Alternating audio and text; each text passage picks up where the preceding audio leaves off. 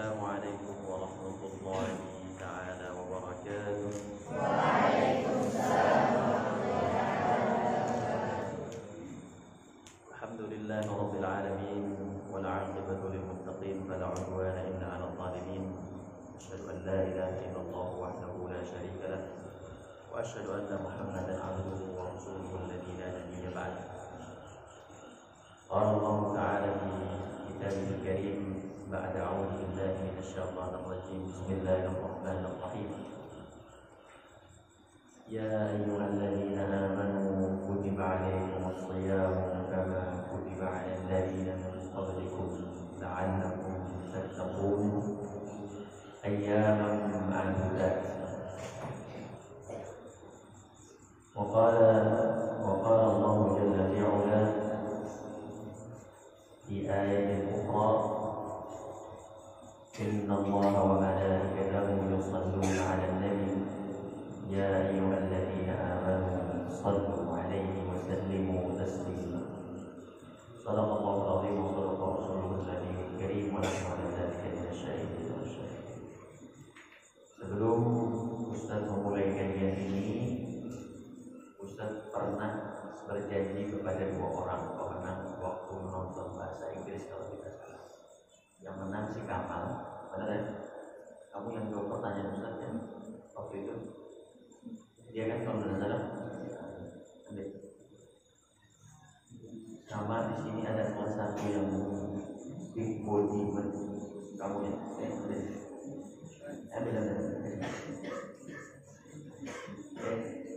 Kamu ambil kasih dia. Ambil kasih dia.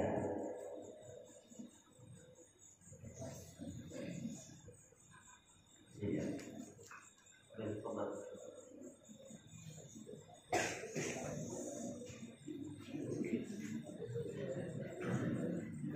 Bismillahirrahmanirrahim.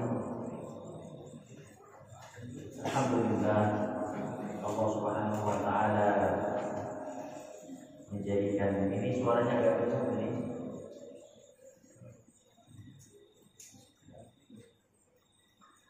Alhamdulillah, Allah Subhanahu wa ta'ala mengumpulkan kita di dalam rahmatnya Allah pada malam hari ini. Mudah-mudahan Allah Subhanahu wa ta'ala memberikan kita kesehatan dan juga keberkahan. Allahumma barik lana fi Rajab wa Sya'ban wa balighna Ramadan. Insyaallah berkahlah kami di dalam bulan Rajab dan bulan Sya'ban, dan sampaikanlah kami ke dalam bulan suci Ramadan. Amin. Anak-anakku sekalian, para dewan guru yang berbahagia, Ramadan adalah sekarang ini tanggal berapa? Tanggal berapa Sya'ban? Sekarang Sya'ban, setelah Sya'ban Ramadan, setelah Ramadan Syawal. Jadi kamu harus hafal nama-nama bulan dalam bahasa Arab. Sekarang bulan Sya'ban, setelahnya Ramadan, setelahnya Syawal. Di atas waw ada tasdid. Sekarang berapa Sya'ban? Sekarang berapa Sya'ban? Kembali itu betul enggak? Kalau disuruh lihat dia diri, bukan kalendernya disuruh turun, orangnya diri. Berapa Sya'ban? Sekarang tanggal berapa? 15 April ya, Mei, Maret ya. 15 Maret berapa Sya'ban? Nah, 12. Jadi sekarang 12 Sya'ban, maka kurang lebih masuk ke dalam bulan suci Ramadan sekitar 12 hari. 18 hari kurang lebih, 18 hari. Lagi kita akan memasuki bulan suci Ramadan. Apa yang harus kita persiapkan di bulan Sya'ban ini? Pertama, sebelum Ustaz membahas tentang bulan Sya'ban, tentu kita tahu semua tentang bulan suci Ramadan. Namun bulan suci Ramadan ini jangan dijadikan sebuah bulan yang sama dengan bulan lainnya. Dia harus berbeda bulan suci Ramadan tahun ini dengan tahun sebelumnya. Kalau yang sebelumnya pernah khatam. Ada yang pernah khatam di sini kemarin? Katakan berapa? Katakan yang khatam tahun lalu di pondok ini, katakan yang tinggi. Katakan yang tinggi. Berarti banyak yang belum khatam. Terus banyak yang belum khatam. Bulan Ramadan itu adalah bulan yang penuh dengan berkah. Bulannya Quran. Jadi kalau bulan Ramadan disebut dengan bulan Quran karena di situ diturunkannya Al-Quran, inna anzalnahu fi lailatul qadar. Maka para ulama menyebut bahwa bulan Sya'ban adalah bulannya Qurra'ul Quran. Satu lagi, kalau bulan Ramadan disebut dengan bulan Quran, Syahrul Quran, maka bulan Sya'ban disebut dengan Syahrul Qurra'il Quran, bulan para pembaca Al-Quran. Itu pada bulan Sya'ban. Mengapa demikian? Karena dulu para sahabat, dulu para orang-orang saleh, mereka mulai untuk menghatamkan Quran bukan ketika di awal Ramadan baru start, tapi mereka memulainya sebelum Ramadan. Sama seperti Nabi SAW di dalam hadisnya, ketika beliau ditanya oleh sahabat Nabi yang berbanyak yang bernama Usamah bin Zaid, "Ya Rasulullah, mengapa engkau berpuasa pada bulan Sya'ban?" Kemudian Rasulullah SAW menjawab, "Dzalika syahrun yaghfulun nasu fi." Itu adalah bulan di mana manusia banyak lalai. Padahal kata Rasulullah SAW, bulan Sya'ban adalah bulan diangkatnya amalan manusia dari awal tahun sampai akhir tahun, maka dia diangkat pada bulan Sya'ban. Jadi semua amal kita dicatat oleh malaikat kiri dan kanan, itu diangkat oleh Allah amalan tahunannya di bulan Sya'ban. Kata Rasul, ketika semua amalan saya secara setahun, kata Rasul, ketika amalan saya diangkat oleh Allah, saya ingin agar amalan saya ini saya dalam keadaan berpuasa. Maka puasanya Rasul di bulan Sya'ban itu hampir 30 hari lamanya. Hampir kapan? 30. Jadi tidak mesti di bulan Sya'ban itu kita menunggu Senin ataupun Kamis. Jadi kemarin kita puasa hari apa? Senin. Besok hari Rabu ya. Nah, Kamis kita puasa lagi. Kamis puasa, nanti Ahad, Senin itu berikutnya puasa dulu. Ingat kan? Ahad, Senin puasa, Selasa ada tamu kita jadi puasa, Rabu terus puasa terus. Kita ikuti sunnah Rasul. Ini siapa ini? Siapa ini? Karena ini adalah kenapa Rasul berpuasa? Karena Rasul sudah mulai start. Jadi kalau ada di antara kita yang ketika awal Ramadan dia semangat awal Ramadan, masya Allah, 3 juz bacanya. Sekali sholat, ba'da sholat duduk 1 juz. 5 kali sholat 5 juz. Belum lagi habis tarawih tambahin 1 juz jadi 6 juz. Hari kedua 6 juz. Hari ketiga 5 juz. Hari keempat 4,5 juz. Turun. Kenapa dia turun? Karena tiba-tiba dia harus rajin di waktu dia nggak pernah rajin. Dia harus rajin di waktu dia sebelumnya tidak rajin. Maka kalau orang mau rajin istiqomah, maka dia perlu pemanasan. Seperti di jaskem pemanasan sebelum tahbis. Begitu konsepnya. Rasulullah SAW itu berpuasa, kata Aisyah radhiyallahu taala anha. Aisyah itu adalah perempuan, satu-satunya perempuan yang tidak, bukan satu perempuan, istri Nabi yang perawan, yang tidak Allah berikan anak, tapi beliau menjadi ahli ilmunya para sahabat. Jadi kalau kamu mau tahu siapa ahli ilmu sahabat Nabi dari golongan perempuan, yaitu adalah Aisyah radhiyallahu taala.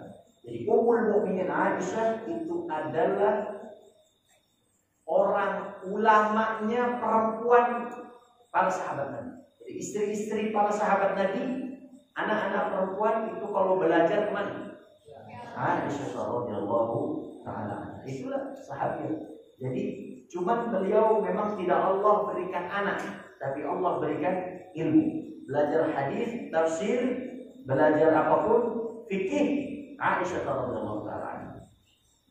Kata Aisyah tentang puasa Nabi, Rasulullah SAW selama bulan Sya'ban seakan-akan beliau tidak berbuka sama sekali. Artinya beliau menyempurnakan puasa di bulan Sya'ban sampai 30 hari dalam riwayat. Bahkan beliau mengatakan, ada pun riwayat lain mengatakan kurang dari 30 hari. Kita mulai ikuti Nabi. Mau ikuti Nabi dah? Ya, guru santri sama aja, kita sama. Jadi kalau besok mungkin kita tidak puasa, tapi nanti hari Kamis kita puasa. Ustadz ada pramuka. Ada pramuka. Kalau kamu punya mental baja, mau ngetes, mungkin perlu dites. Punya mental kuat, kita bikin seperti jurit malam tapi di Kamis siang.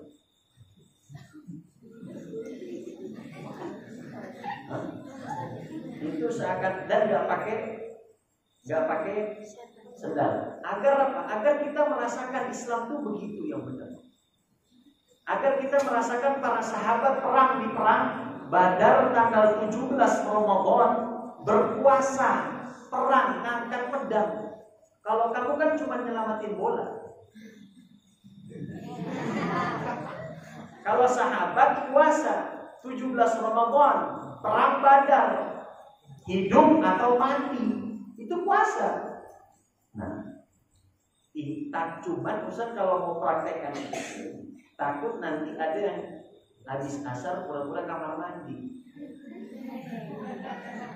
Pura-pura kamar mandi, ya nggak tahu ngapain dia di kamar mandi ya. Jadi mau dicoba nggak ini? Jangankan mau dicoba, kamu disuruh upacara aja, ada yang keringetan, langsung teler. Itu upacara itu kemarin upacara aja. Bertanya gimana mau dicoba bulan Sya'ban hari Kamis? Ya kan kita nggak ada musuh kan? Karena nggak ada musuh, kita jadikan aja di antara kita musuh sementara. Hanya untuk ngetes aja. Ini mau nggak ini? Kayaknya nggak mau. Sedikit yang mau. Jadi Kamis puasa, Jumat Ustaz, Jumat puasa, Sabtu tidak puasa. Ini bagian konsumsi, tolong nanti disampaikan. Ahad puasa, Senin puasa. Itu yang ada tanggal 22 itu hari apa itu? 22 Selasa, ya Selasa nggak puasa, Rabu, Kamis puasa lagi, Jumat puasa lagi, Sabtu nggak puasa. Sepakat? Sepakat. semua, guru santri kita belajar sama-sama ya. Jadi kita jangan hanya baca hadis tidak mempraktekkan, tapi kita baca hadis, kita ikuti para sahabat, kita ikuti Rasulullah Shallallahu Alaihi Wasallam. Anak-anakku sekalian, sebagai informasi nanti tanggal 22 itu ada tamu jam 9, semuanya sudah siap, nanti akan diatur oleh bagian terkait ya. Itu tidak puasa. Baik. Jadi Rasulullah SAW ketika diangkat amalnya kepada Allah Subhanahu Wa Taala, beliau ingin amalnya itu adalah amal berpuasa. Tinggal tanya, ada pertanyaan besar. Mengapa amal itu harus diangkat kepada Allah? Itu pertanyaan. Bukankah Allah tahu amal kita? Betul tidak?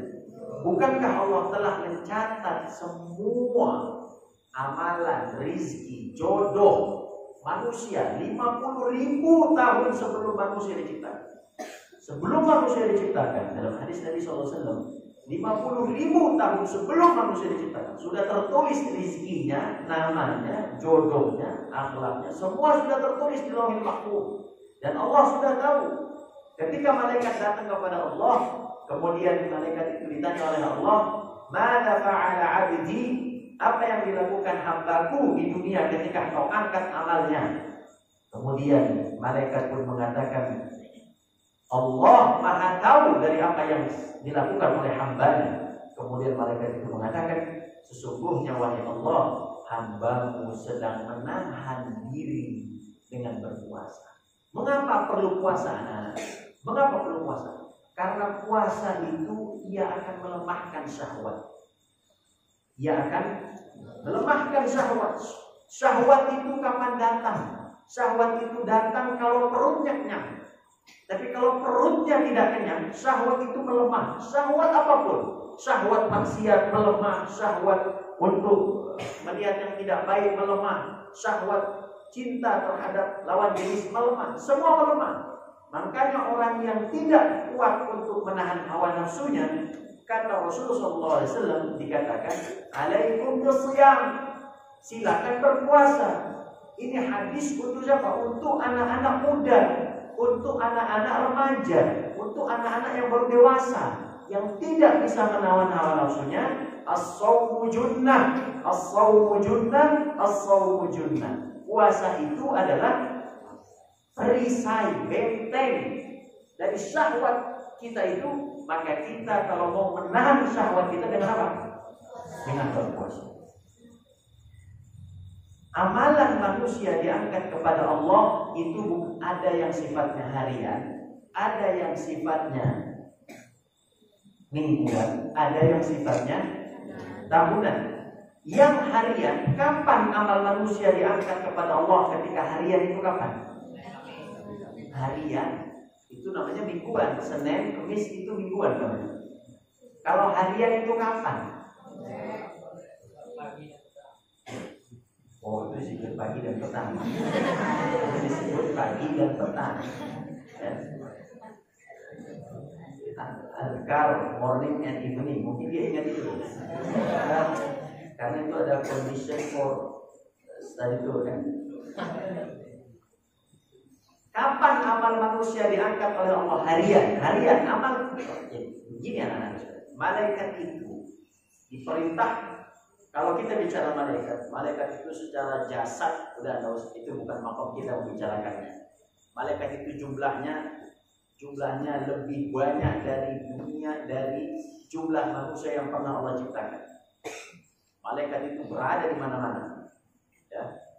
Malaikat ini tugasnya itu sama kayak harisul lail. Ada shift. Jam sekian sampai jam sekian. Jam sekian sampai jam sekian. Itu ada. Allah Subhanahu wa taala menurunkan malaikat di waktu subuh, fajar, dan juga di waktu asar. Di waktu asar. Itu gantian tuh datangnya. Makanya Abuna Syekhana Abi Rizal ketika beliau belum wafat, beliau pernah mengatakan, saya ingin wafat kalau nggak subuh asar. Ditanya sama jamaah, kenapa? mau meninggal di waktu subuh atau asar? Jawabannya gampang saja. Karena pada waktu itu adalah berkah. Kenapa berkah? Karena pada waktu itu adalah waktu turunnya para malaikat Allah. Dan ternyata Allah hijabah. Beliau meninggal di subhanallah. Jadi di mana kamu niatkan, di situ Allah hijabah. Orang-orang soleh itu begitu. Nah, maka kita semua ini, malaikat subuh itu Allah turunkan, dan nanti malaikat yang malam dia datang kepada Allah dan dia tanya. Dia datang kepada Allah laporan, wahai Allah, ini saya membawa amalan fulan dari malam tadi, dari habis asar tadi sampai subuh. Nah, ketika diangkat, lihat Islam, hebatnya Islam. Ketika diangkat, kemudian apa yang dilakukan hambaku ketika subuh? Kau tinggalkan dia itu lagi ngapain? Maksiat, dosa, lagi sholat, lagi zikir, lagi bertanya ngapain? Kemudian malaikat tadi mengatakan dia sedang mendirikan sholat subuh. Kemudian malaikat yang subuh datang, dia mencatat dari subuh sampai asar. Ketika asar dia naik lagi kepada Allah, kemudian mengatakan, apa yang dilakukan hambaku ketika engkau pergi menghadapku? Amalan apa yang terakhir? Amalan yang terakhir adalah sholat asar. Tapi ada santri dibangunkan subuh, udah bangun, nggak ada di masjid. Ketika dilaporkan sama Allah, mana ngapain itu si santri Hijaz itu yang sudah dibangunkan sama gurunya, sama pengurusnya? Tidur, wahai Allah. Malu gak kalau begitu? Malu tidak? Malu tidak?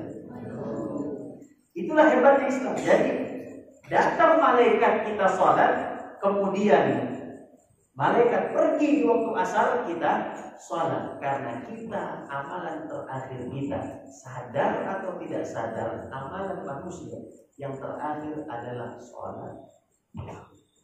Sadar atau tidak sadar, walaupun dia tidak sholat tapi dia muslim, maka amalan terakhir dia dapat pahala dari mana? Dari dia disolatkan. Bahkan dalam hadis yang dikatakan, ketika jumlah yang mensolatkannya banyak, lebih dari 40 orang, maka dia mendapatkan syafaat dan disaksikan menjadi orang yang soleh. Jadi jangan main-main sama sholat ini. Paham tidak? Nah, pertanyaannya adalah, kembali Ustaz ke pembahasan ini, kenapa harus ada amal diangkat kepada Allah? Itu pertanyaan. Kenapa? Kemudian Allah Subhanahu wa taala melalui lisan Rasulullah SAW menjelaskan bahwa sebab diangkatnya amal ke hadapan Allah adalah agar Allah mengampuni dosanya. Subhanallah. Agar apa? Agar Allah mengampuni dosanya. Jadi mungkin ketika amal kita diangkat oleh Allah, diangkat oleh malaikat kepada Allah, kemudian amal kita yang terakhir adalah sholat subuh di masjid, bahkan jadi imam, atau sholat asar di masjid, dan diterima. Dua, sebab amalan diangkat kepada Allah dua. Satu adalah untuk diterima oleh Allah, diterima. Kalau amalan diterima. Ataupun yang kedua adalah agar dia mendapatkan ampunan Allah. Kalau dia diangkat amalnya dan akhir amalnya itu adalah sholat, mungkin mudah-mudahan dengan sholat itu Allah mengampuni dosa hamba tersebut. Tapi kalau amal tersebut, ngapain dia tadi asal? Mencuri. Ngapain dia tadi asal?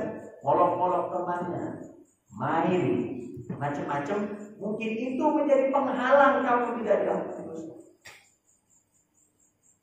Apa syarat orang masuk ke dalam surga? Apa syarat orang masuk ke dalam surga? Apa? Islam, betul. Setelah Islam apa? Sholat. Enggak ada. Syarat masuk surga itu sholat kan? Syarat masuk surga adalah setelah Islam Yang kedua, tidak membawa dosa. Yang kedua apa? Selama masih ada dosa, tidak bisa dia masuk surga. Kamu tahu Adam, Nabi Adam. Tahu Nabi Adam? Nabi Adam diperintahkan untuk makan, tinggal di surga. Apa ayatnya? Ya Adam, uskun anta wa zawjuka jannah wa kula minha ragadan. Syaratnya satu, wala taqraba hadhihi syajarata fatakuna. Itu syaratnya. Tapi Adam, Nabi Adam alaihissalam pada akhirnya memakan buah yang dilarang Allah. Ketika sudah dimakan, kan perintah Allah apa? Jangan intip, bukan jangan makan. Deketin aja nggak boleh. Wala ta'kulu wala taqraba. Wala taqraba. Deketin aja, jangan apalagi makan. Jadi kalau mendeketin yang haram aja sudah dilarang, apalagi terkena kepada yang haram. Akhirnya apa? Dosa tidak itu? Nah, setelah dosa, Nabi Adam diangkat ke surga yang berikutnya atau malah dihukum oleh Allah. Jadi konsep masuk ke dalam surga selain daripada Islam adalah tidak punya dosa. Maka yang selalu diminta di dalam sholat, di dalam doa harian itu pasti minta ampunan dosa. Minta itu, bukan minta yang lain. Karena kalau nggak dapat itu nggak masuk surga. Kamu sholat, kita sholat 60 tahun, 70 tahun, 100 tahun. Pertanyaannya, ada nggak di situ dosa di dalam sholat itu? Mungkin ada. Kadang kita lihat, kadang sholatnya itu takut gara-gara masbuk. Itu kan dosa ya. Kadang nggak khusyuk, kadang pas sholat uang tadi di atas lemari, terus gimana tuh uangnya? Ya kan? Kadang pas sholat Allah Jumat, Allahu Akbar, kriuk, yang ikhwan biasanya kan, kriuk. Ada dosa nggak di situ? Ada kekurangan nggak di situ? Nah, ketika ada kekurangan, apa yang diharapkan oleh manusia? Kamu ketika kita berdoa, Allahumma ighfir lana wal walidina, ini pasti kita baca. Kemudian ketika kita masuk ke dalam duduk di antara dua sujud, duduk di antara sujud doanya Allahumma ighfirli warhamni wajibni wafani warzuqni wahdini wafani. Gitu. Jadi yang diminta duluan itu apa? Ampunan Allah. Nah, ampunan itu tersedia di bulan suci Ramadan.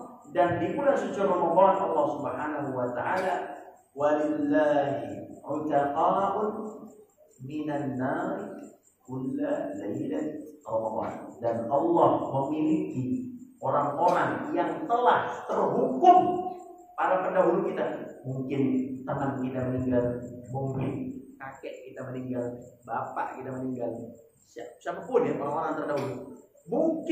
Mungkin dia itu masuk ke dalam catatan neraka, tapi pada malam bulan suci Ramadan ampunan Allah lepas bagaikan samudra. Allah buka pintu surga, Allah tutup rapat-rapat neraka, dan Allah punya catatan, malam ini nama-nama ini saya bebaskan dari neraka. Itu hanya Allah berikan kepada manusia kapan? Ketika malam bulan suci Ramadan. Di dalam surat At-Tahrim di ayat ke-8 kalau tidak salah, ya. Di baliknya bagian atas, ya. Rabbana atmim lana nurana waghfir lana. Mintanya itu maghfirah. Mintanya apa? Maghfirah. Setelah dia mengatakan ya ayyuhalladzina amanu, wahai orang-orang yang beriman, tubu ilallahi taubatan nasuha. Ya kan? Apa? Asa rabbukum. Ngapain? Asa rabbukum apa? An yukaffira, menghapuskan. An yukaffira asa rabbukum. An yukaffira ankum sayyi'atikum, agar Allah itu mengampuni kesalahan kita dulu, bukan tiba-tiba ya ayyuhalladzina amanu tubu ilallahi taubatan nasuha asa an yudkhilakum jannah. Bukan itu. Yang pertama didapatkan oleh manusia ketika dia bertaubat apa? Ketika dia bertaubat yang pertama didapatkan adalah ampunan Allah. Jadi ketika kamu berdosa, contoh fulan berdosa karena mencuri, menendang, memukul, macam-macam itu, kemudian dia bertaubat, ya, dan dia minta maaf kepada orang itu, Allah hapus. Mau nggak ini? Asa rabbukum an yukaffira ankum sayyi'atikum. Baru setelah itu, wa yudkhilakum jannah. Nggak mungkin kita ini masuk surga kalau masih nempel apa? Dosa. Nggak mungkin. Masih ada sombong saja. Bahkan kata Rasulullah SAW, barang siapa yang punya sombong sekecil biji sawit, kecil lah dia, kecil, ya, debu, satu debu saja, nggak mencium surga dan juga isi. Padahal bau surga tercium perjalanan 500 tahun lamanya. Itu surga. Kalau kamu buka, terus cium 500 tahun kamu jalankan di situ ada. Kalau kamar kita dibuka, lalat keluar.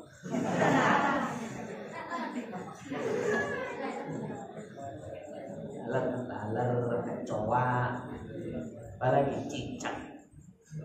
Di surga nggak ada cicak. Pas kamu buka, cicak lewat. Nggak ada. Jadi kalau orang masuk surga apa syaratnya? Islam dan diampuni dosanya. Jadi kenapa manusia tiap hari amalnya diangkat oleh Allah? Kenapa itu? Biar apa? Dua, diterima amalnya oleh Allah karena benar, karena khusyuk, karena ikhlas. Ya, kalau sudah diterima, semua yang kamu doamu, ingat, yang mau doanya diterima Allah dan diijabah Allah, syaratnya satu.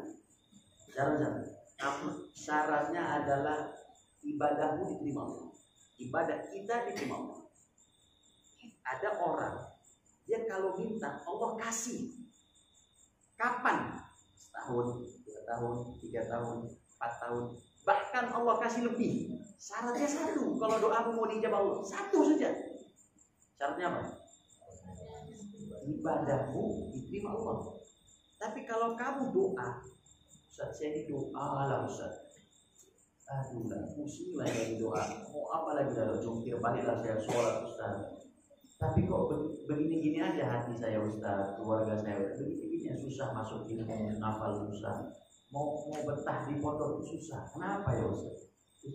Gara-garanya cuma satu juga. Gara-garanya amalnya tidak diterima Allah. Kalau amalmu diterima Allah, doamu pasti dijawab Allah. Mana konsepnya? Buka surat Ali Imran. Kalau tidak salah Ali Imran ayat 36 atau 37. Ali Imran ayat ke-36 atau ke-37 itu adalah cerita tentang keluarganya Imran. Imran itu siapa? Imran itu adalah ulama, orang alim. Dan satu-satunya keluarga sebagai nama Quran itu cuman keluarga Imran. Cuman siapa? Keluarganya Imran. Berarti keluarganya Imran punya kelebihan tidak? Punya kelebihan. Nah, coba apa baca ayat? Baca ayatnya. Baca.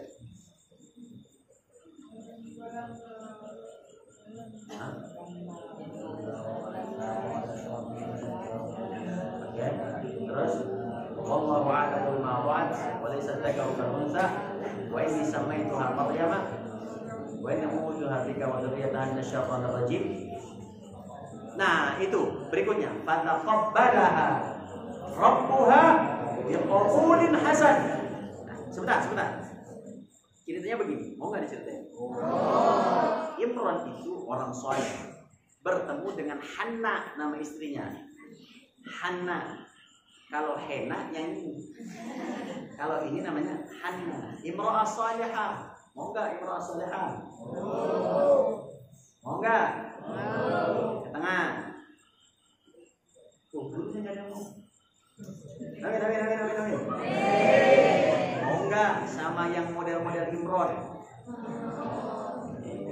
enggak?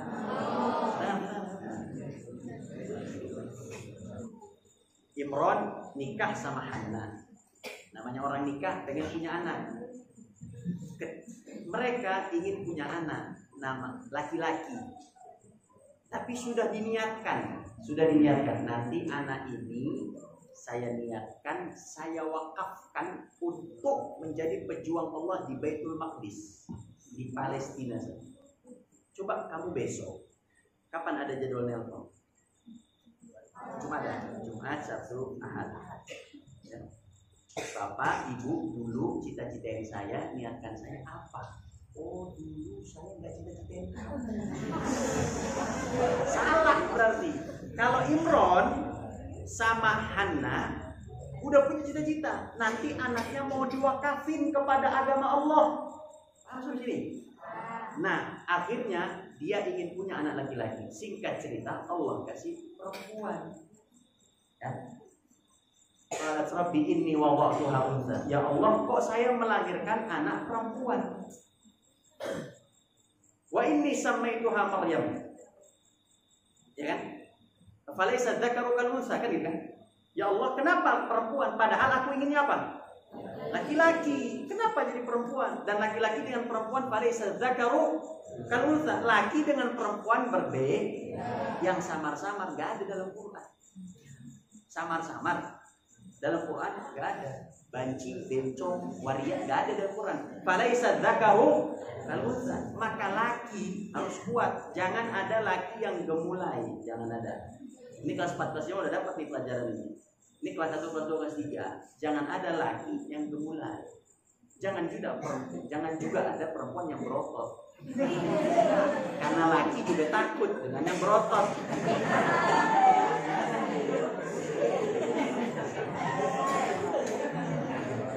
Kamu takut gak sama yang berotot? Kamu ngelihatnya juga. Kamu ngeliat nih perempuan berotot, oh balik kan? Dari jalan lain kan? Lebih serem dari syaitan. Makanya jangan kau berotot. Tapi kalau kamu ngelihat laki gemulai, kamu juga takut. Ya kan? Laki gemulai, kamu pun takut. Tapi kalau kamu lihat laki, wah badan koker, laki benar ya, luar biasa memang. Ya. Kira-kira lari apa enggak? Namanya laki. Makanya kalau sudah berjaluk, berjengger dan juga berjambul, kalau sudah kukuruyuk lah. Itu namanya laki. Ini jelas, Quran jelas walaysa dzakaru kal untha. Kemudian ya udah. Nah, ketika yang didapat beda. Nah, ini konsep. Kadang-kadang apa yang kamu mau beda yang kamu dapat. Ya, apa yang kamu mau beda yang kamu dapat. Maunya A dapatnya B, maunya B dapatnya C, begitu.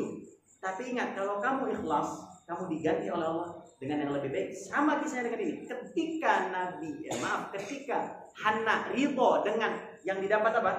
Perempuan. Oke, saya ridho wa inni samaituha Maryam. Maka saya namakan anak ini.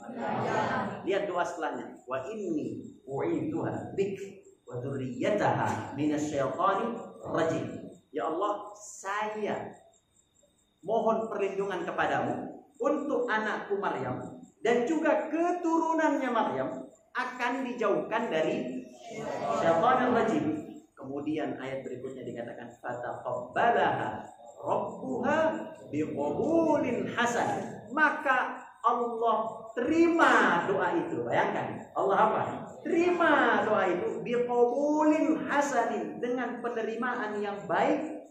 Nah, baru lihat berikutnya. Ketika sudah diterima amal seseorang, apa berikutnya? Fa'ambataha nabatan hasanah. Maka Allah yang akan menumbuh kembangkan anak itu dengan tumbuh kembang dari Allah, bukan dari manusia.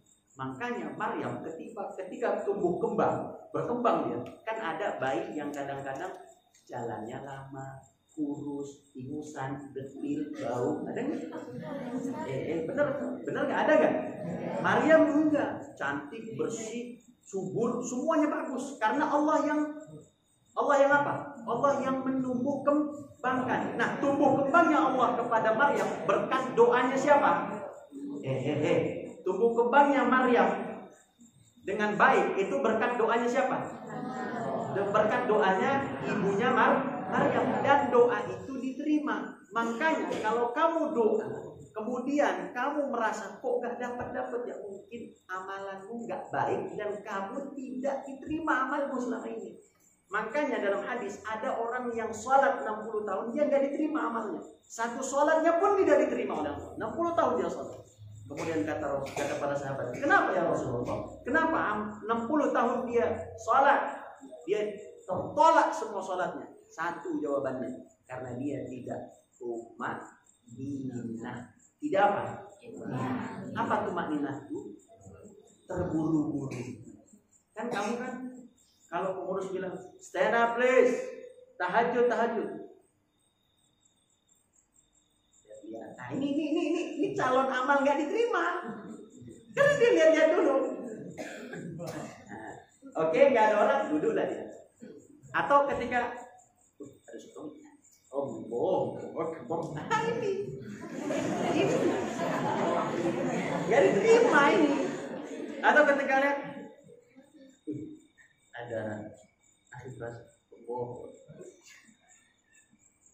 ini kalau begini kasih Allah, mau nggak Allah terima? Kenapa? Lu ente ngasih ke Allah yang ada orang di situ. Berarti kan dia sholat bukan gara-gara siapa? Makanya kalau mau ngetes keikhlasan, amalnya sendirian, sholatnya sendirian. Kamu orang lagi pada tidur, kamu sholat. Jadi kalau lagi orang banyak melihat, kamu lihat ada nih nggak nih yang kontrol? Oh, guru nggak ada, santri nggak ada, jadi nah itu nggak diterima tuh nanti. Tapi kalau kamu lihat, kayaknya nggak ada orang sholat Allah, itu dijamin ikhlas. Jadi kalau mau belajar ikhlas, amalkan amalan yang orang lain tidak melihat. Bahkan para sahabat dulu itu ketika ada seorang kisahnya, ada seorang suami, seorang bapak, dia alim luar biasa, alim dan abid. Alim itu ahli ilmu, abid itu ahli ibadah. Dia ketika dia ingin bekerja, dia basahkan dia punya bibir. Kemudian dia bawa itu makanan. Oleh istrinya dibilang, ayo makan dulu. Enggak, saya makan di tempat kerja saya. Dibawa makan ke tempat. Sampai dia puasa, istrinya nggak tahu. Bayangin, istrinya aja nggak tahu kalau dia puasa. Setelah itu maghrib baru dia makan itu.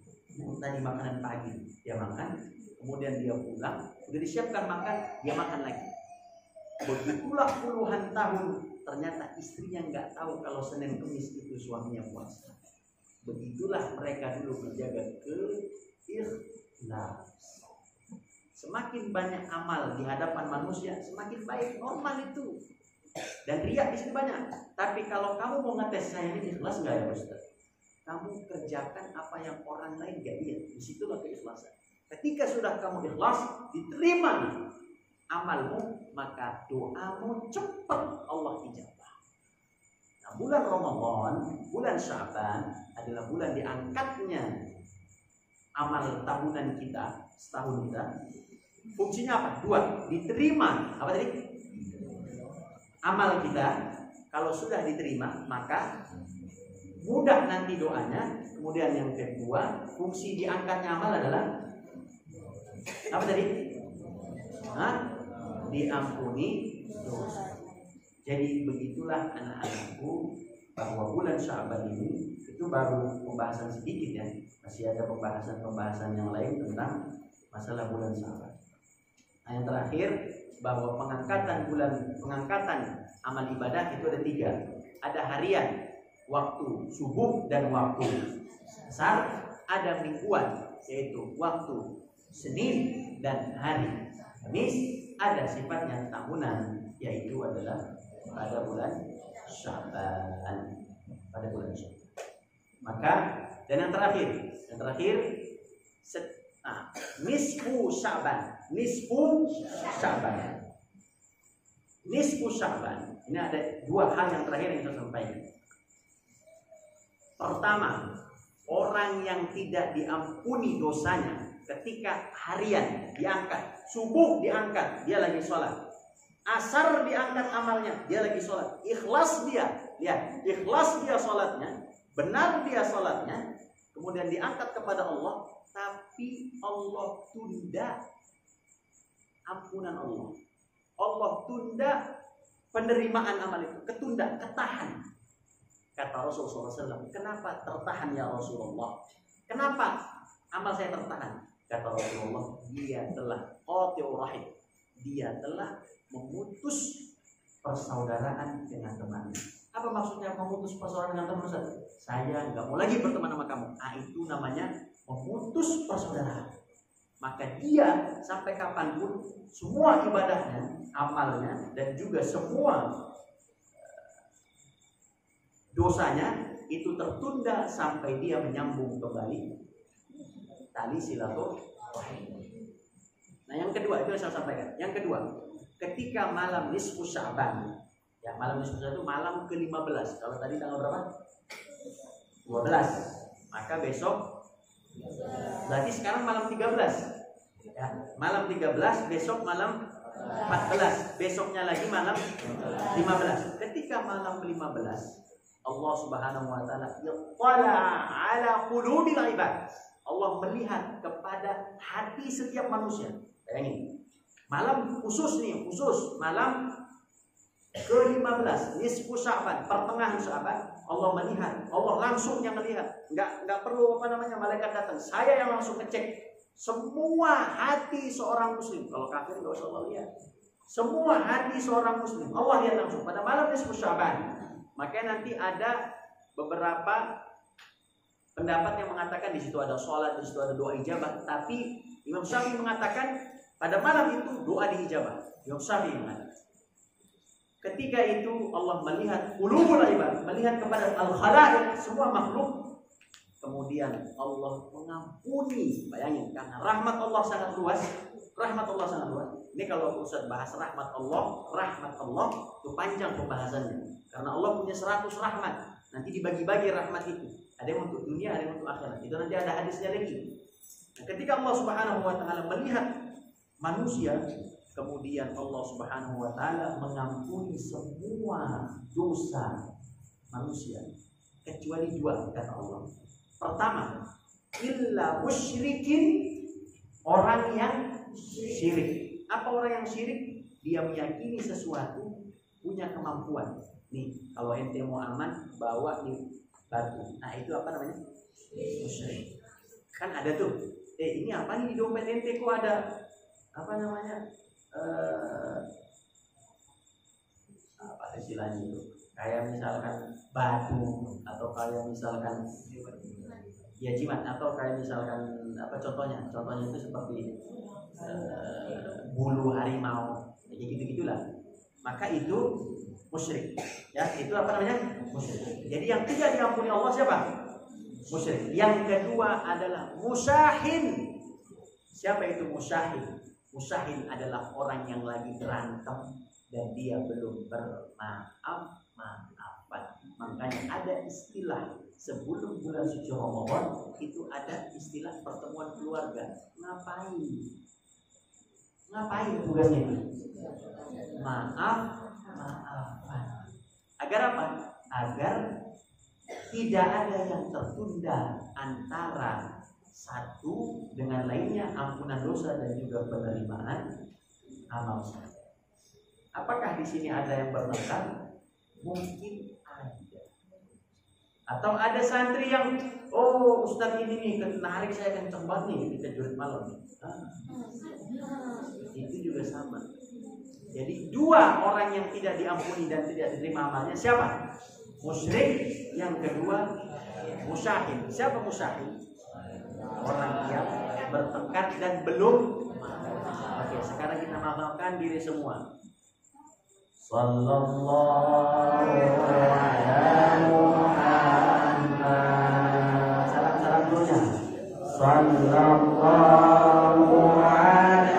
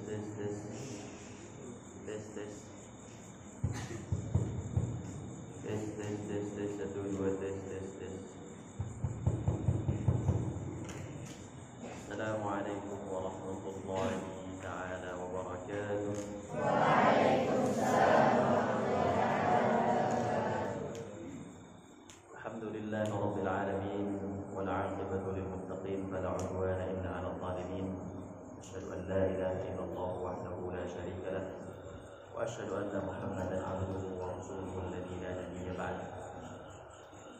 قال الله تعالى في كتابه الكريم بعد أعوذ بالله من الشيطان الرجيم بسم الله الرحمن الرحيم. يا أيها الذين آمنوا كتب عليكم الصيام كما كتب على الذين من قبلكم لعلكم تتقون أياما معدودات. وقال الله جل في علاه في آية أخرى إن الله وملائكته يصلون على النبي يا أيها الذين آمنوا صلوا عليه وسلموا تسليما. صدق الله العظيم وصدق رسوله النبي الكريم ونحن على ذلك من الشاهدين والشاهدين. Sebelum Ustaz memulai kajian ini, Ustaz pernah berjanji kepada dua orang pemenang waktu menonton bahasa Inggris kalau tidak salah. Yang menang si Kamal, benar ya? Kamu yang jawab pertanyaan Ustaz ya waktu itu. Dia kan kalau tidak salah. Sama di sini ada salah satu yang big body kamu ya.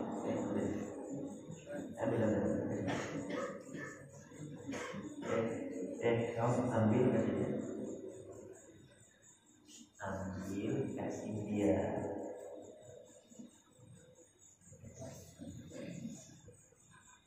Iya.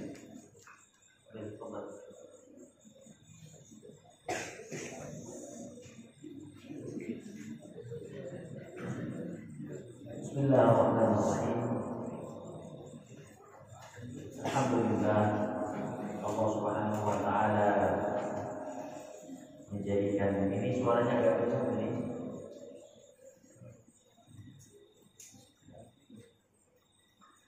Alhamdulillah Allah Subhanahu wa taala mengumpulkan kita di dalam rahmatnya Allah pada malam hari ini. Mudah-mudahan Allah Subhanahu wa taala memberikan kita kesehatan dan juga keberkahan. Allahumma barik lana fi Rajab wa Sya'ban wa balighna Ramadan. Ya Allah, berkahilah kami di dalam bulan Rajab dan bulan Sya'ban, dan sampaikanlah kami ke dalam bulan suci Ramadan. Anak-anakku sekalian, para dewan guru yang berbahagia, Ramadan adalah sekarang ini tanggal berapa? Tanggal berapa Sya'ban? Sekarang Sya'ban, setelah Sya'ban Ramadan, setelah Ramadan Syawal. Jadi kamu harus hafal nama-nama bulan dalam bahasa Arab. Sekarang bulan Sya'ban, setelahnya Ramadan, setelahnya Syawal. Di atas waw ada tasdid. Sekarang berapa Sya'ban? Sekarang berapa Sya'ban? Kembali itu betul enggak?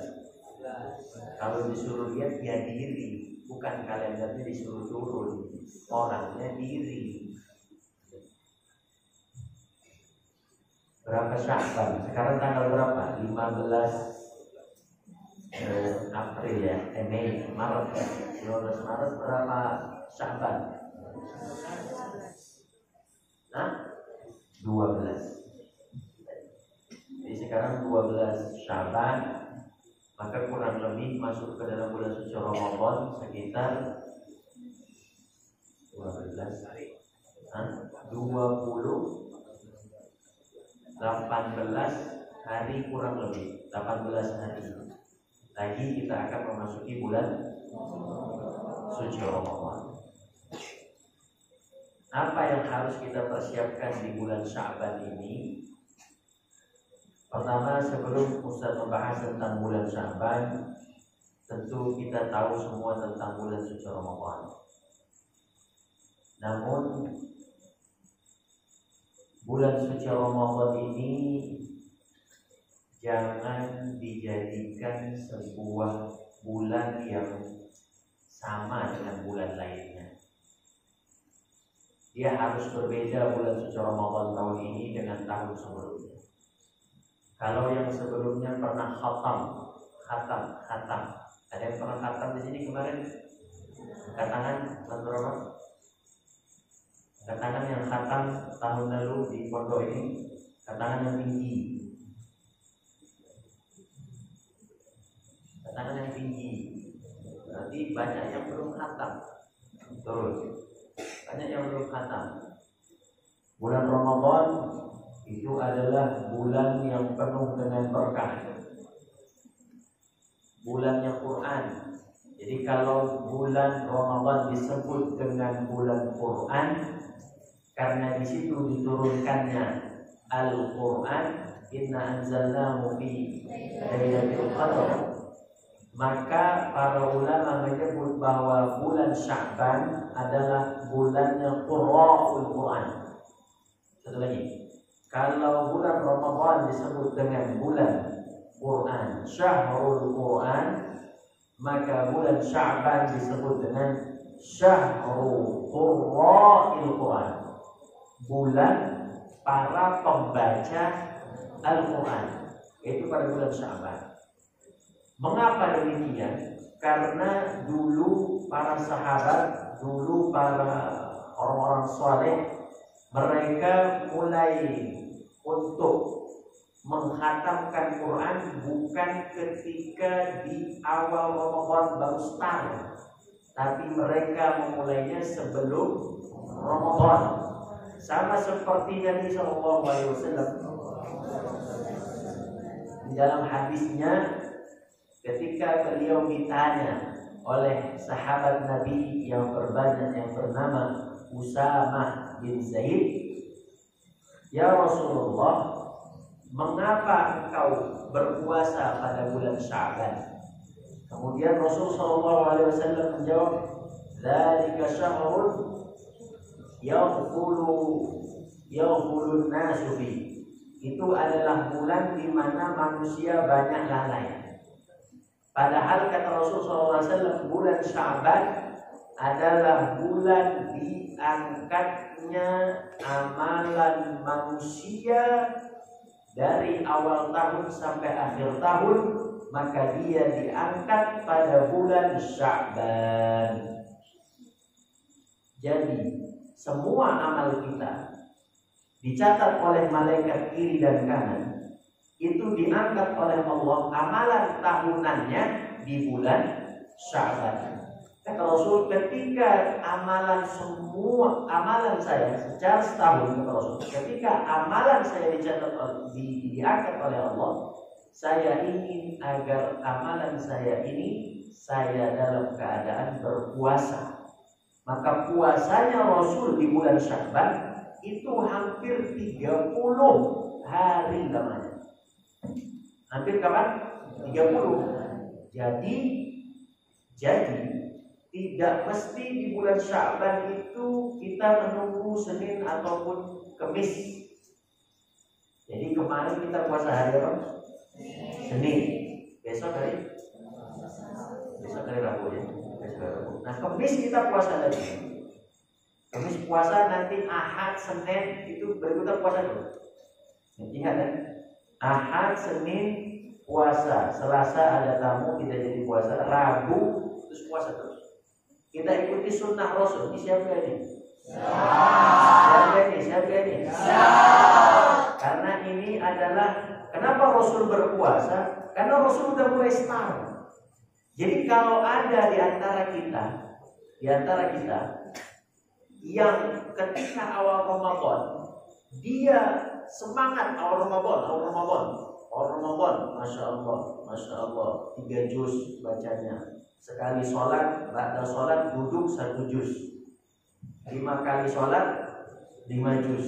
Belum lagi habis tarawih tambahin 1 juz jadi 6 juz. Hari kedua 6 juz. Hari ketiga 5 juz. Hari keempat 4,5 juz. Turun. Kenapa dia turun? Karena tiba-tiba dia harus rajin di waktu dia nggak pernah rajin. Dia harus rajin di waktu dia sebelumnya tidak rajin. Maka kalau orang mau rajin istiqomah, maka dia perlu pemanasan. Seperti di jaskem pemanasan sebelum tahbis camp. Begitu konsepnya. Rasulullah SAW itu berpuasa, kata Aisyah radhiyallahu taala anha. Aisyah itu adalah perempuan, satu-satunya perempuan yang istri Nabi yang perawan, yang tidak Allah berikan anak, tapi beliau menjadi ahli ilmunya para sahabat. Jadi kalau kamu mau tahu siapa ahli ilmu sahabat Nabi dari golongan perempuan, yaitu adalah Aisyah radhiyallahu taala. Jadi Ummul Mukminin Aisyah itu adalah orang ulamanya perempuan para sahabat Nabi. Jadi istri-istri para sahabat Nabi, anak-anak perempuan itu kalau belajar kemana? Aisyah radhiyallahu taala. Itulah sahabat. Jadi cuman beliau memang tidak Allah berikan anak, tapi Allah berikan ilmu. Belajar hadis, tafsir, belajar apapun, fikih. Aisyah radhiyallahu taala. Kata Aisyah tentang puasa Nabi, Rasulullah SAW selama bulan Sya'ban seakan-akan beliau tidak berbuka sama sekali. Artinya beliau menyempurnakan puasa di bulan Sya'ban sampai 30 hari dalam riwayat. Bahkan beliau mengatakan, ada pun riwayat lain mengatakan kurang dari 30 hari. Kita mulai ikuti Nabi. Mau ikuti Nabi dah? Ya, guru santri sama aja, kita sama. Jadi kalau besok mungkin kita tidak puasa, tapi nanti hari Kamis kita puasa. Ustadz ada pramuka. Ada pramuka. Kalau kamu punya mental baja, mau ngetes, mungkin perlu dites. Punya mental kuat, kita bikin seperti jurit malam tapi di Kamis siang.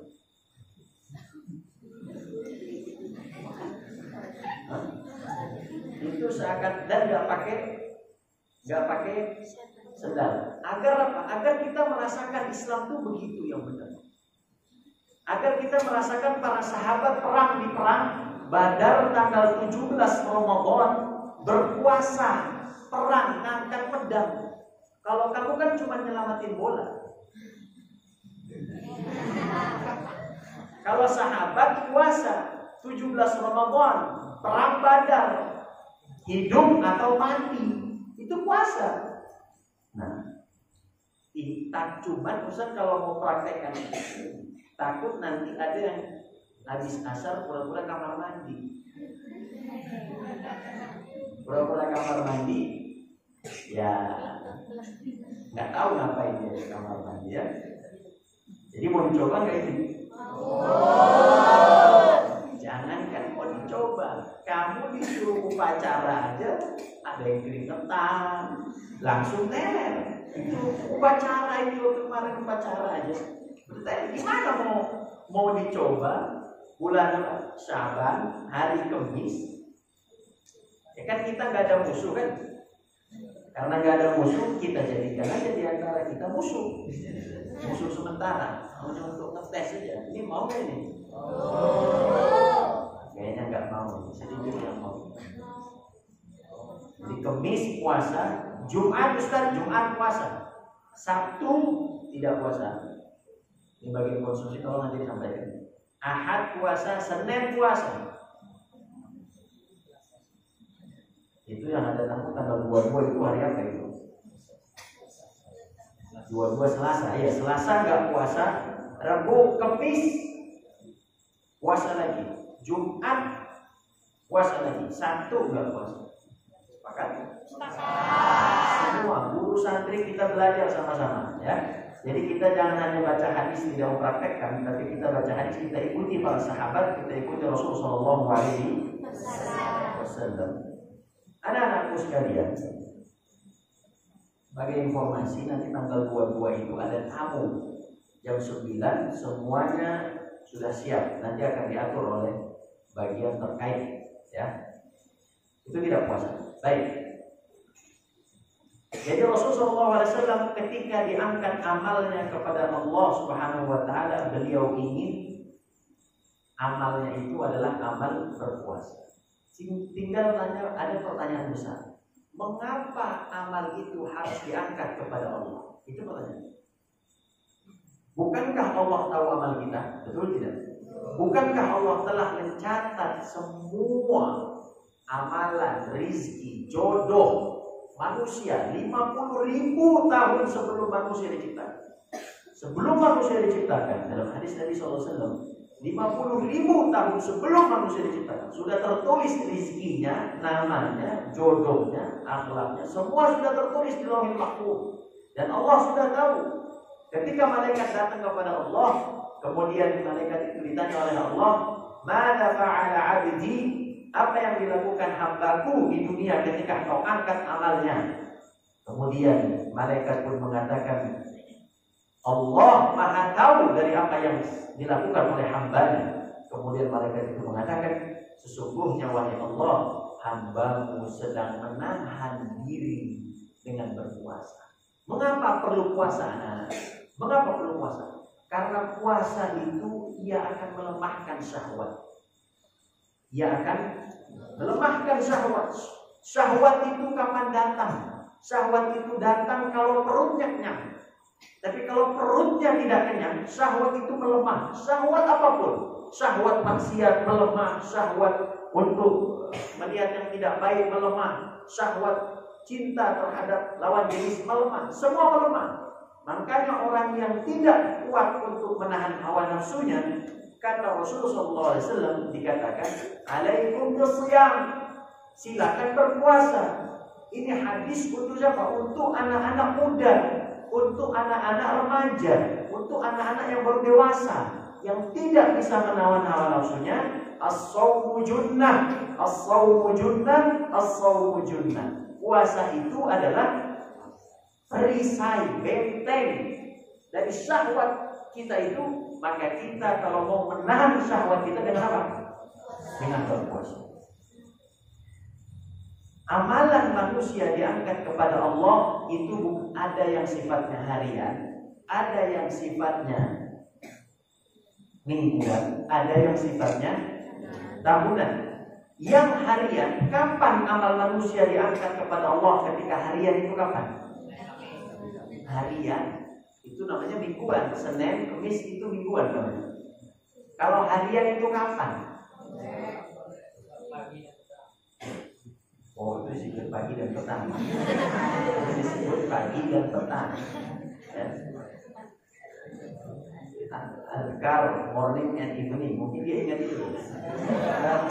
Karena itu ada condition for study tour kan. Kapan amal manusia diangkat oleh Allah? Harian amal. Begini anak-anak, malaikat itu diperintah. Kalau kita bicara malaikat itu secara jasad udah tahu, itu bukan makom kita membicarakannya. Malaikat itu jumlahnya lebih banyak dari dunia, dari jumlah manusia yang pernah Allah ciptakan. Malaikat itu berada di mana-mana. Ya.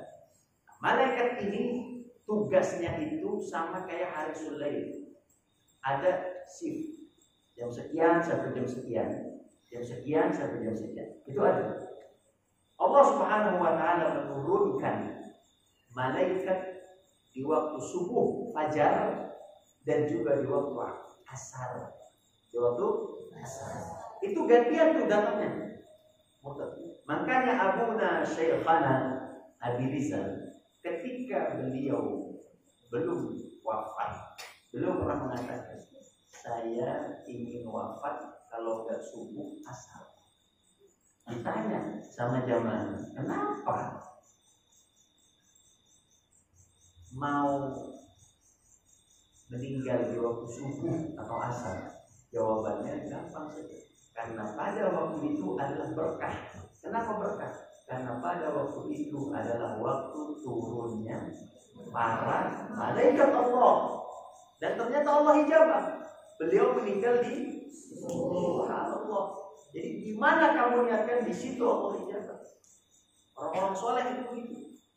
Nah, maka kita semua ini,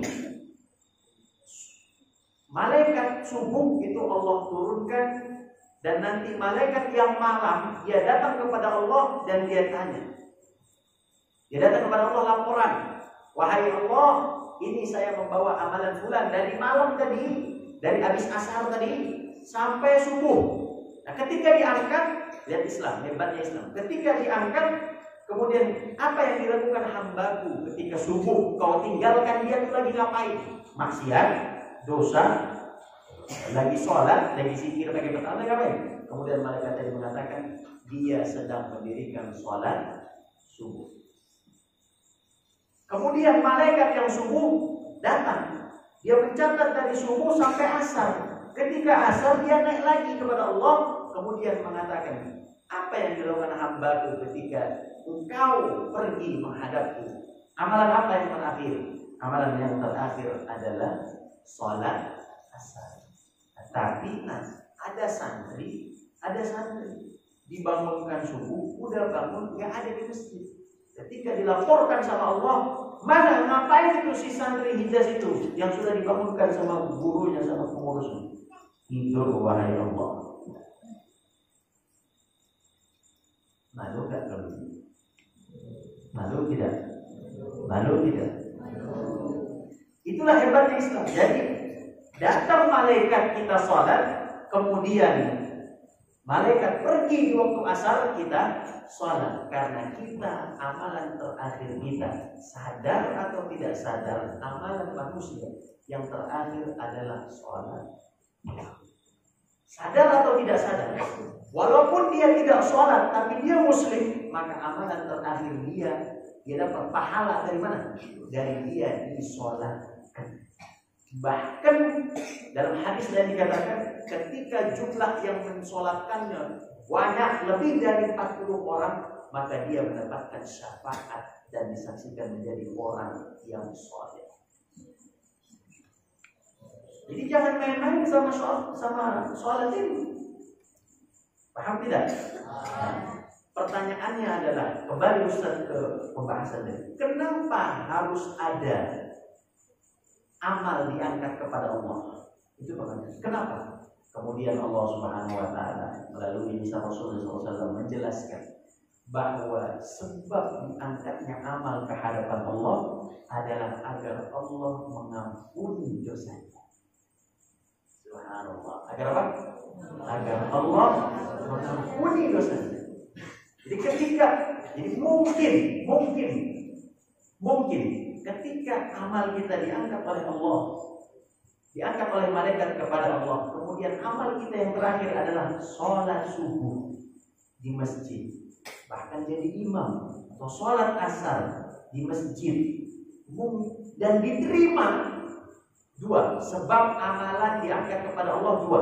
Satu adalah untuk diterima oleh Allah, diterima. Kalau amalan diterima. Ataupun yang kedua adalah agar dia mendapatkan ampunan Allah.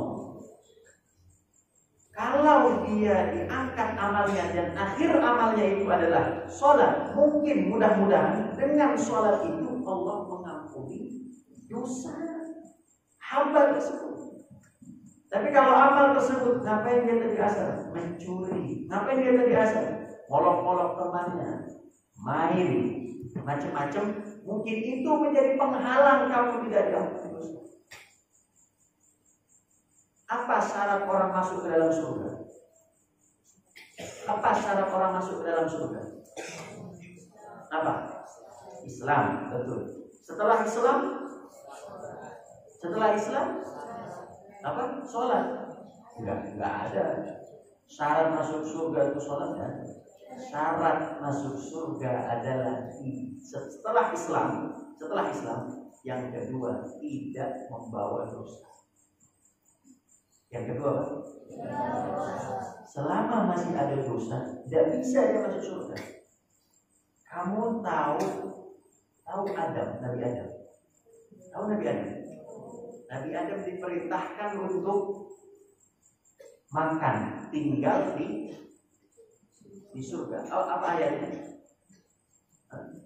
Ya Adam, uskun anta wa zawjuka jannah wa kula minha ragadan.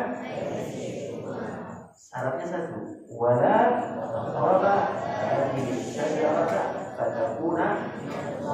Itu syaratnya. Tapi Adam, Nabi Adam alaihissalam pada akhirnya memakan buah yang dilarang Allah. Ketika sudah dimakan, kan perintah Allah apa? Jangan intip, bukan jangan makan. Deketin aja nggak boleh. Wala ta'kulu wala taqraba. Wala taqraba. Deketin aja, jangan apalagi makan. Jadi kalau mendeketin yang haram aja sudah dilarang, apalagi terkena kepada yang haram. Akhirnya apa? Dosa tidak itu? Nah, setelah dosa, Nabi Adam diangkat ke surga yang berikutnya atau malah dihukum oleh Allah. Jadi konsep masuk ke dalam surga selain daripada Islam adalah tidak punya dosa.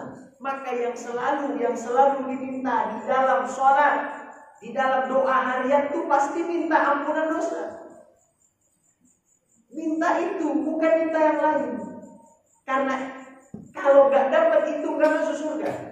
Kamu sholat, kita sholat 60 tahun, 70 tahun, 100 tahun. Pertanyaannya, ada nggak di situ dosa di dalam sholat itu? Mungkin ada. Kadang kita lihat, kadang sholatnya itu takut gara-gara masbuk. Itu kan dosa ya. Kadang nggak khusyuk, kadang pas sholat uang tadi di atas lemari, terus gimana tuh uangnya? Ya kan? Kadang pas sholat Allah Jumat, Allahu Akbar, kriuk, yang ikhwan biasanya kan, kriuk. Ada dosa nggak di situ?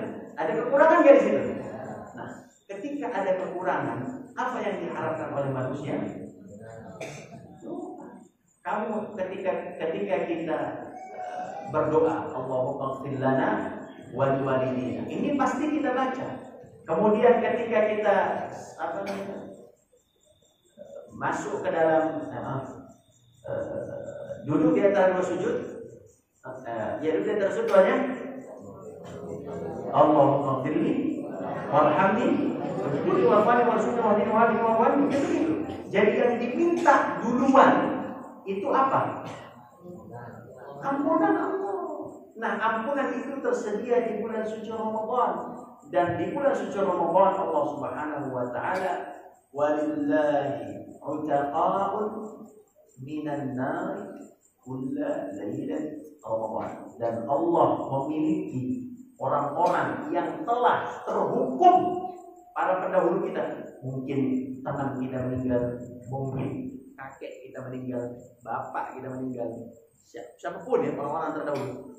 Mungkin dia itu masuk ke dalam catatan neraka, tapi pada malam bulan suci Ramadan ampunan Allah lepas bagaikan samudra. Allah buka pintu surga, Allah tutup rapat-rapat neraka, dan Allah punya catatan. Malam ini, nama-nama ini saya bebaskan dari neraka. Itu hanya Allah berikan kepada manusia kapan? Ketika malam bulan suci Ramadan.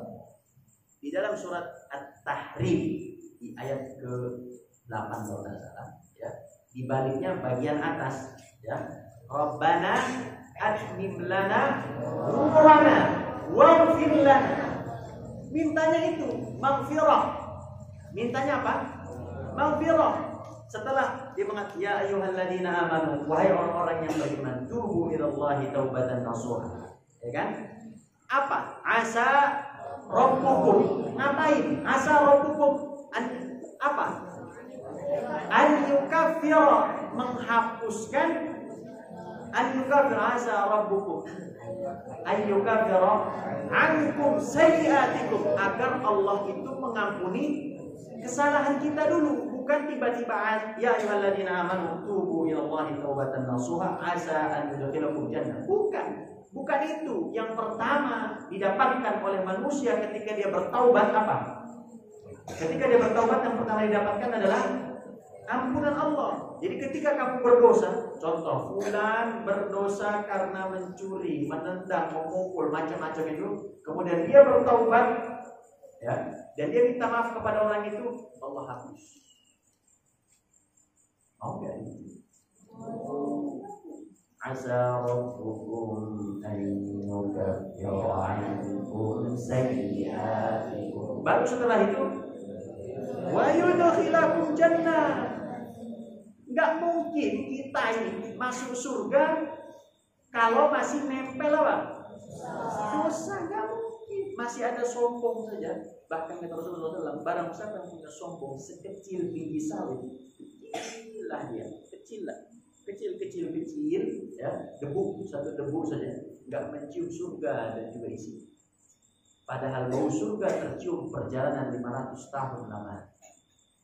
Itu surga. Kalau kamu buka, terus cium 500 tahun kamu jalan, nah di situ ada. Kalau kamar kita dibuka, lalat keluar.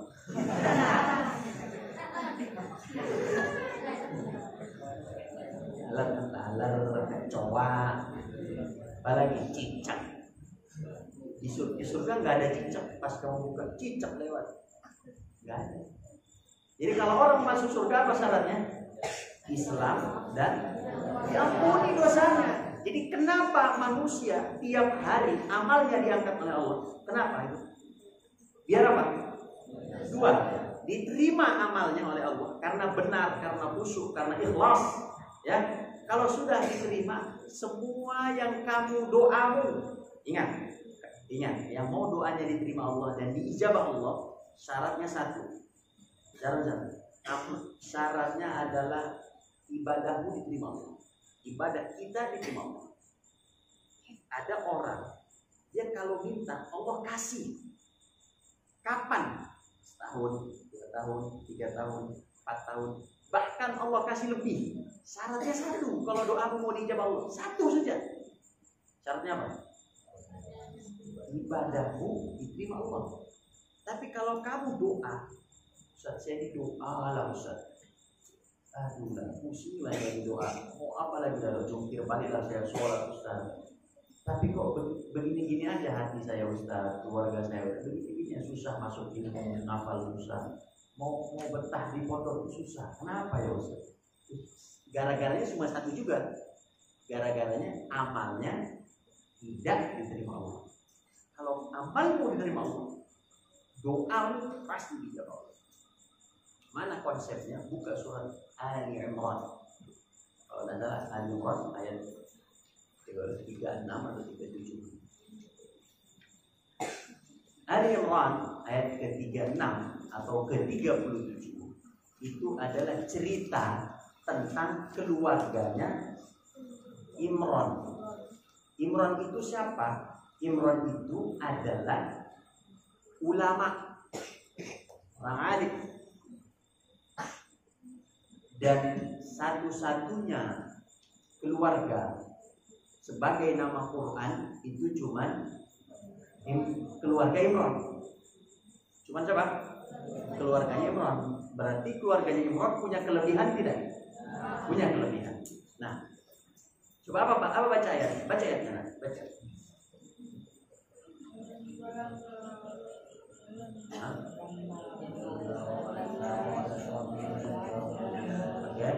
Terus wallahu a'lamu bima wa'ad wa laysa dzakaru kal unsa wa inni samaituha Maryama wa inni u'idzuha bika wa dzurriyyataha minasyaitonir rajim. Nah, itu berikutnya fataqabbalaha rabbuha biqabulin hasan. Nah, sebentar. Ceritanya begini, mau enggak diceritain? Imran itu orang soleh bertemu dengan Hanna, nama istrinya Hanna. Kalau Hena yang ini, kalau ini namanya Hanna. Imra'ah salihah. Mau enggak imra'ah salihah? Mau enggak? Ke tengah. Belumnya enggak ada mau. Nabi. Mau enggak sama yang model-model Imron? Mau apa enggak?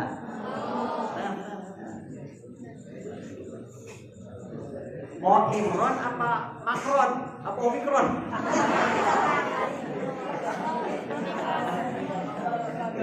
Hah? Imron bukan Omikron ya. Omikron namanya, Omikron. Dengerin. Imron nikah sama Hanna. Namanya orang nikah pengen punya anak. Mereka ingin punya anak, nama laki-laki. Tapi sudah diniatkan nanti anak ini saya niatkan, saya wakafkan untuk menjadi pejuang Allah di Baitul Maqdis, di Palestina. Coba kamu besok, kapan ada jadwal nelpon? Jumat, Sabtu, Ahad. Ya. Bapak, Ibu, dulu cita-citain saya, niatkan saya apa? Oh, dulu saya nggak cita-citain kamu. Salah berarti. Kalau Imron sama Hanna udah punya cita-cita, nanti anaknya mau diwakafin kepada agama Allah. Mau diapain? Ini pokoknya pejuang agama Allah di mana? Besok coba tanya kamu, tanya. Oh, kamu itu lahir pas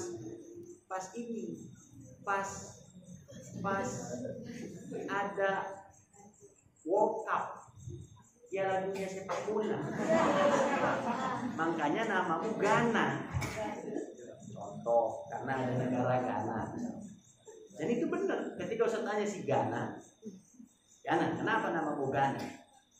Itu Ustaz, dulu ayah saya di warung kopi nonton sepak bola World Cup. Pemain Ghana hitam-hitam kuat-kuat, anak saya yang main Ghana. Kacau kan? Atau mungkin bapakmu pas kamu lahir lagi skakmat main catur, lahir kacau juga. Jadi kamu tanya sejarah. Kenapa kamu seperti ini? Gini. Karena anak itu nempel dengan orang tua, nggak bisa dia lepas. Bisa nggak? Ada nggak mantan anak? Mantan bapak? Mantan suami? Ada. Mantan istri? Ada. Mantan nenek? Nggak ada. Mantan kakek? Nggak ada. Mantan ibu, bapak? Nggak ada. Mantan anak juga tidak. Nempel dia, dunianya nempel, akhiratnya nempel. Bahkan warisannya juga turun ke anaknya, nempel dia. Tapi kalau suami istri bisa nempel, bisa juga terpisah dengan perceraian. Paham sampai sini? Nah, akhirnya dia ingin punya anak laki-laki. Singkat cerita, Allah kasih perempuan. Ya. Qalat rabbi inni wada'tuha untha. Ya Allah, kok saya melahirkan anak perempuan? Wa inni samaituha Maryam. Ya kan? Falaysa dzakaru kal untha, kan gitu kan? Ya Allah, kenapa perempuan? Padahal aku inginnya apa? Laki-laki. Kenapa jadi perempuan? Dan laki-laki dengan perempuan falaysa dzakaru kal untha. Laki dengan perempuan berbeda. Yang samar-samar enggak ada dalam Quran. Samar-samar dalam Quran enggak ada. Banci, bencong, waria enggak ada dalam Quran. Falaysa dzakaru kal untha. Maka laki harus kuat. Jangan ada laki yang gemulai, jangan ada. Ini kelas 14 nya udah dapat nih pelajaran ini. Ini kelas 1, kelas 2, kelas 3. Jangan ada laki yang gemulai. Jangan juga ada perempuan yang berotot. Karena laki juga takut dengan yang berotot.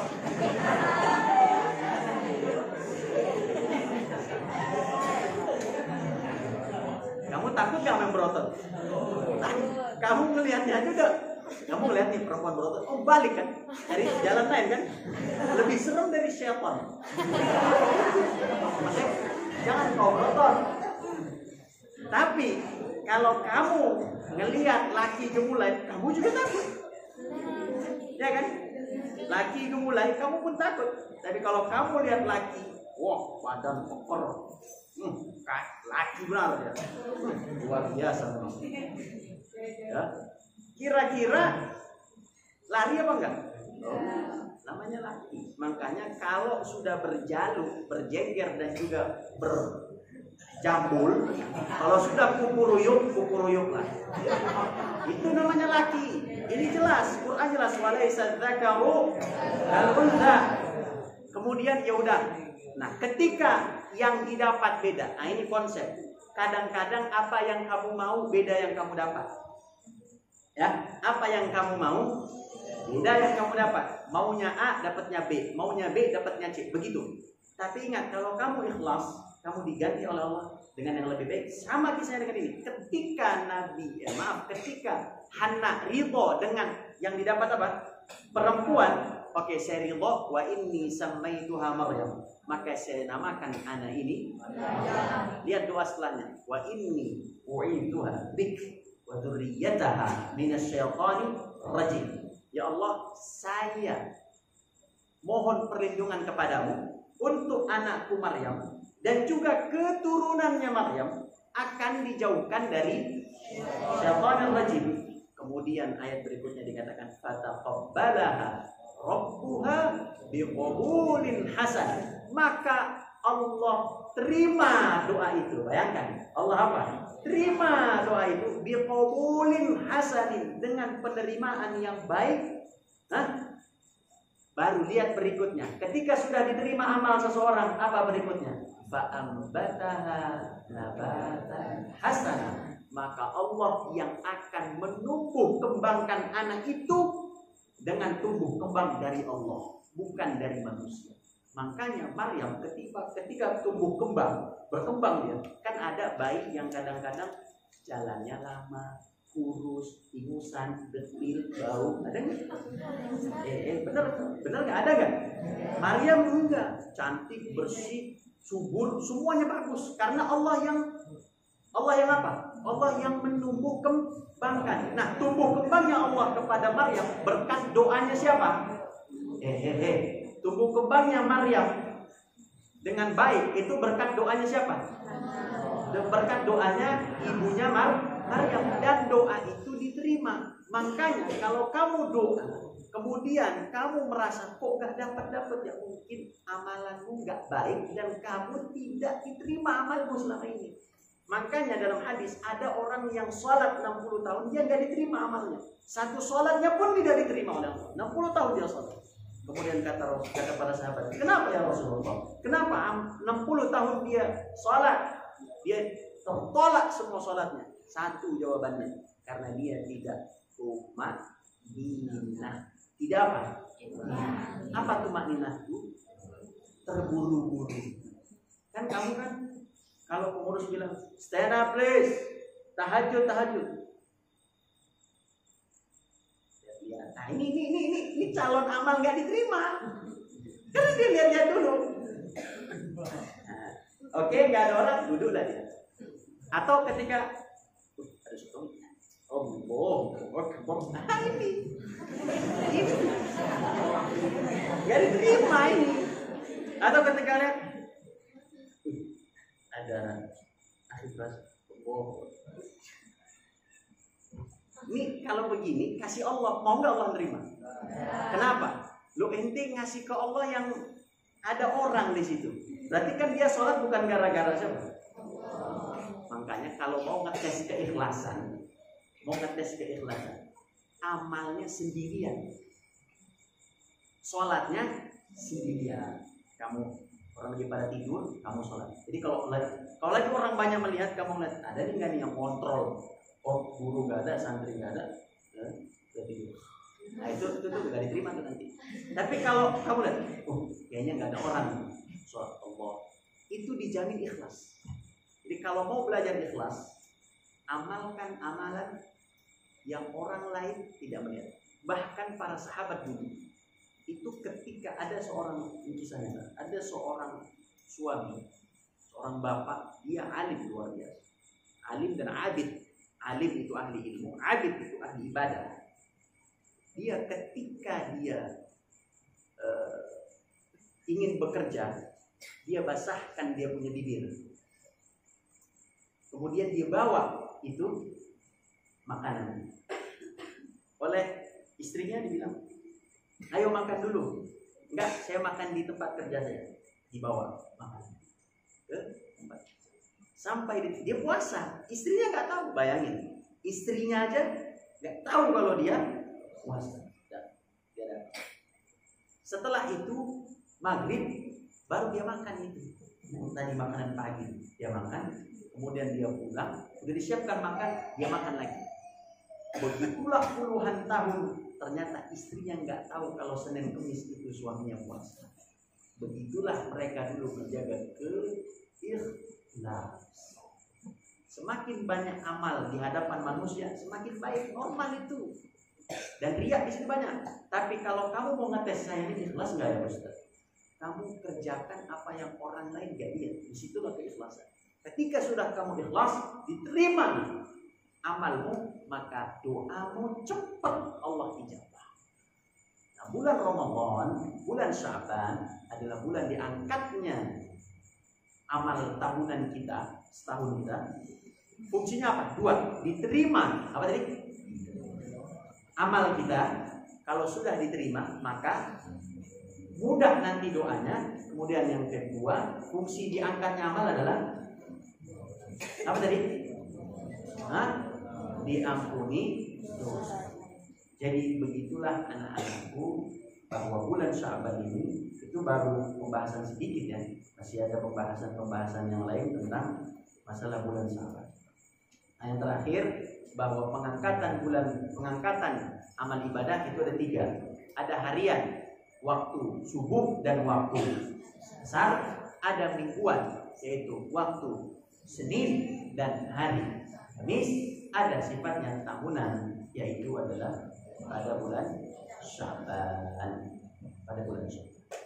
Maka dan yang terakhir nisfu Sya'ban. Ini ada 2 hal yang terakhir yang saya sampaikan.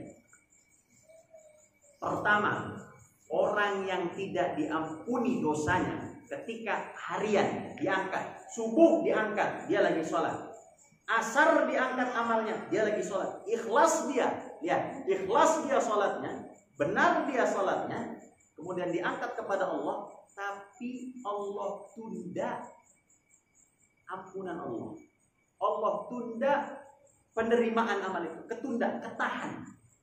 Kata Rasulullah SAW, kenapa tertahan ya Rasulullah? Kenapa amal saya tertahan? Kata Rasulullah, dia telah qati'ur rahim, dia telah memutus persaudaraan dengan temannya. Apa maksudnya memutus persaudaraan dengan teman? Saya nggak mau lagi berteman sama kamu. Itu namanya memutus persaudaraan. Maka dia sampai kapanpun semua ibadahnya, amalnya, dan juga semua dosanya itu tertunda sampai dia menyambung kembali tali silaturahim. Nah, yang kedua itu yang saya sampaikan. Yang kedua, ketika malam nisfu Sya'ban, ya malam nisfu Sya'ban itu malam ke-15. Kalau tadi tanggal berapa? 12. Maka besok berarti sekarang malam 13. Ya, malam 13, besok malam 14. Besoknya lagi malam 15. Ketika malam 15, Allah Subhanahu wa taala yaqala ala qulubil ibad. Allah melihat kepada hati setiap manusia. Bayangin. Malam khusus malam ke-15, nisfu Sya'ban, pertengahan Sya'ban, Allah melihat, Allah langsung yang melihat. Enggak perlu malaikat datang. Saya yang langsung ngecek semua hati seorang muslim. Kalau kafir enggak usah Allah lihat. Semua hati seorang muslim Allah lihat langsung pada malam nisfu Sya'ban. Makanya nanti ada beberapa pendapat yang mengatakan di situ ada sholat, di situ ada doa ijabah. Tapi Imam Syafi'i mengatakan pada malam itu doa diijabah. Imam Syafi'i mengatakan ketika itu Allah melihat qulubul ibad, melihat kepada al-khalaiq, semua makhluk. Kemudian Allah mengampuni. Bayangin, karena rahmat Allah sangat luas. Ini kalau Ustaz bahas rahmat Allah itu panjang pembahasannya. Karena Allah punya 100 rahmat.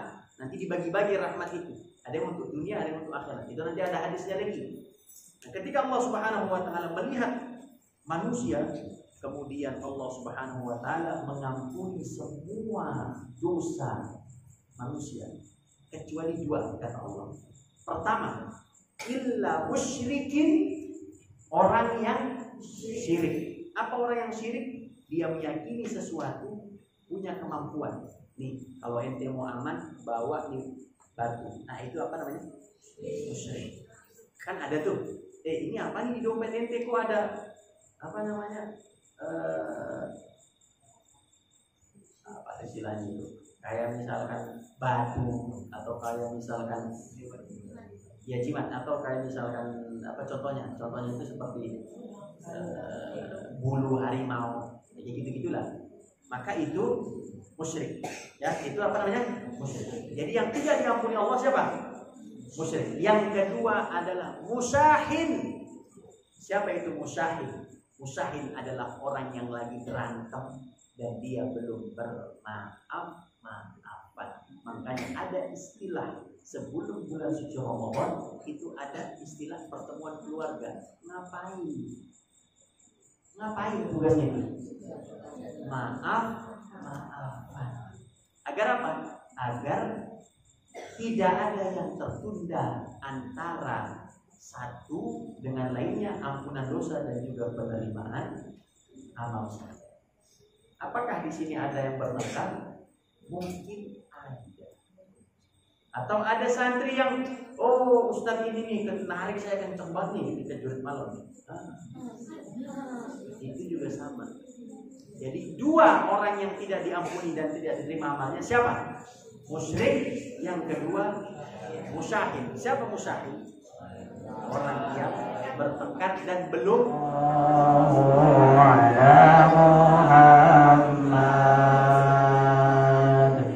sallallahu